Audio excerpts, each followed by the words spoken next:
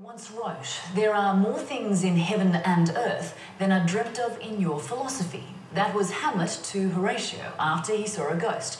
But it also sums up the beliefs of those convinced not only are there UFOs, but someone in them.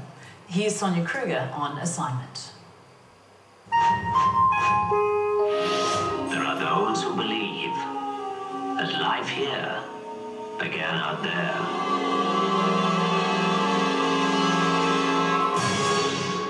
So I was out in the backyard one night and I saw a big orange ball of light just coming across the sky, going from the city direction out towards here, out towards the mountains. And I mean, we hope to capture something that we can prove to the public. Yeah. That there's more out there.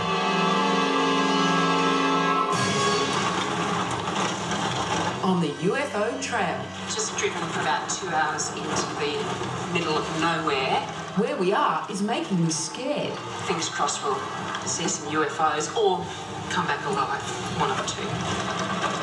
Out here in the western wilds of the Blue Mountains, no one can hear you scream. Because where we are, it's pretty much a sheer drop. It's straight down to cliff. That way? No, this way. That way. Yeah, that's right. Now, it's not every Saturday night yours truly spends out in the freezing cold with a group of strangers. But this is no average Saturday night, and this is no average hike. Tonight, I'm out with the UFO and Paranormal Research Society of Australia. Tonight, we're hunting UFOs. Flying saucers, Captain, are still a rumor. Officially. A lot of people got the misconception that UFO equals an alien spacecraft. Well, no. I mean, that's what it is. It's unidentified. We still don't know what it is or where it comes from, but there's something there. Armed with a high-tech arsenal of cameras, recording and satellite equipment, this Society of Believers has identified a prime spot for UFO sightings. And recently there's been a number of images taken of unusual aerial phenomena. Don't know exactly what they are. Yeah. And the reason why we're doing all this, obviously, is to document and also gain some kind of understanding of what we're dealing with. Because at the end of the day, it's we don't know.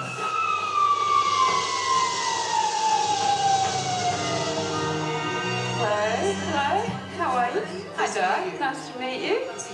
I was first inducted, or abducted, into this group of interstellar dwellers at their home base in the very un-alien-like surroundings of Castlereagh Street, Sydney. And they saw this craft slowly moving over the valleys, shining lights down into the gullies. I see two dark objects here that either look cigar-shaped or saucer-shaped. Formed in 1991, the members of the UFO Research Society are from all walks of life, but have one thing in common, a passionate belief that we are not alone. In a very remote area, we came across these three saucer nests. They were probably, I think a couple here were only a couple of weeks old, but this was probably months old. It's about 100 foot across, or 7 metres. There was this strange person. It was a chap that was extremely thin, bowler hat and an umbrella, and that was, it was unusual. Yeah, I'm not a crazy person. So that's the box that has the alien mud head in It it. certainly is.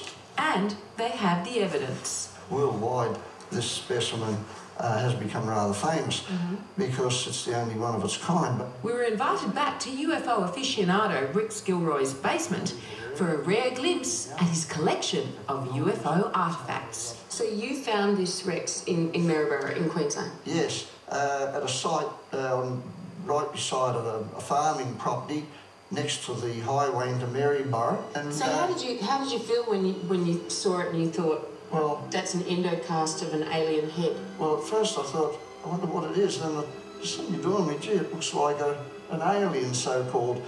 I think you should hide that. I have. You're the first people who've seen this in the last few years, actually.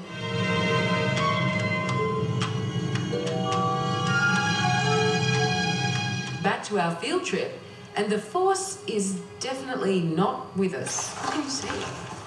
Absolutely nothing at the moment.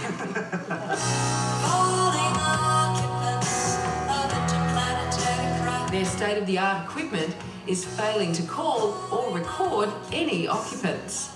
We have come to visit you in peace. If you spot something, will you yell? Oh yeah, we get very excited. Oh, do you? What is that? It's not moving. It's just kind of... Turning. It's like hovering, yeah. Turning. Hovering. It's rotating slowly. It's a UFO. One of our UFO busters showed us some authentic home video capturing a UFO in full flight. Wow, that's really weird, isn't it? That's really weird. You're freaking me out a little bit now, Liz. Just explain to me, Tilla, what's the difference between a close encounter of the first kind and a close encounter of the second kind? Close encounter of the first kind is something that's probably the most common form of encounter. It's when you see something in the sky that is unconventional in nature. Close encounter of the second kind is where you have physical trace evidence, where an alleged craft lands, leaves some kind of mark behind, scorch marks, things like that. Close encounter of the third kind is where the witness sights the occupants of the unmanned craft. Ah, okay. Close encounter of the fourth kind is what's known as an abduction scenario, where the person is actually taken away. You can't expect me to believe that.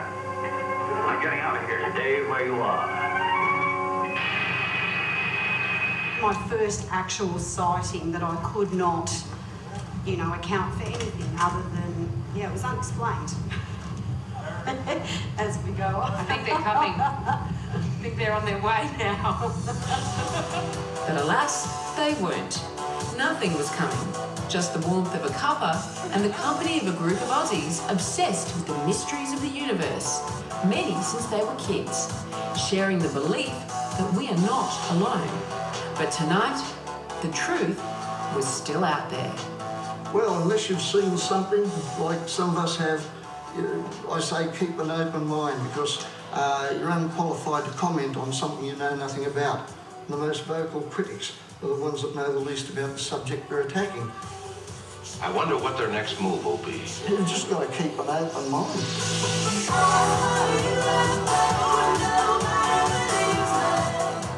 I guess seeing is believing. And on our website, a link to a couple of thousand articles and other resources on UFOs.